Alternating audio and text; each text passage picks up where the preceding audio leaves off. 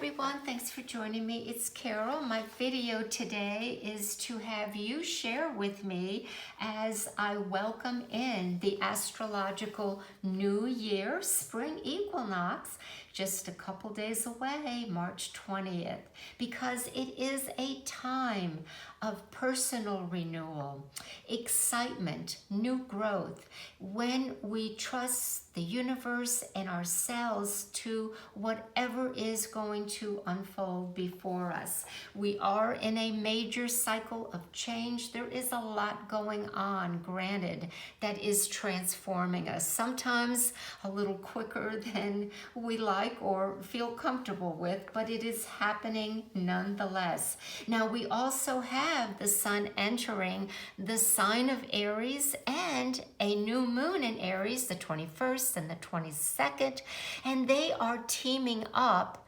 with Jupiter, Mercury, and Chiron in Aries. So yes, you have a full house, my friends. So we will begin looking into what is ahead for us by, let's choose one of these intention journal cards. These were gifted to me. I love them.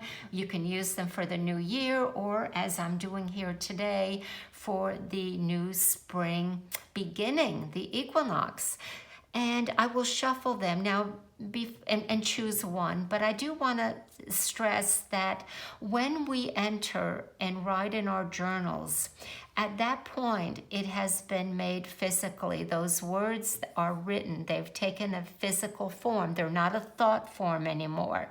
So they are now, let's say, grounded. And at that point, they seem to take on more power and significance. Of course, we go back to look at what we've written in our journals, and every time we read them or contemplate or meditate or feel their energy, their words, their power, or what has transpired with those journal prompts and requests or feelings, they are again renewed and refelt. So let's go ahead and see what the universe for the spring equinox has a message for us. And these are starting to really, let's do 3. That's always the key. Whoops, or is it? Not so fast, it says. So 1, 2, 3, and I am going to, well, that's kind of 4. I'm going to shuffle them one more time. Hang in with me. That just didn't feel right. This is it. I'm going to use this one. Let's see what it says. I aspire to aid the universe in a mission of healing for all. Let me read that again. That is so powerful. I aspire to aid the universe in a mission of healing for all. And the journal prompt is, I sent out love, light, and healing by, and then you would answer that question. That is beautiful. I'm going to leave that, friends, as we do part 2, which is pull from the Oracle, Rumi Oracle. That is by Elena Fairchild, an invitation into the heart of the divine. Now, Rumi was a Sufi mystic, philosopher, went by many names, and his poetry was beautiful. It was outstanding and has been inspirational and very much modernized today.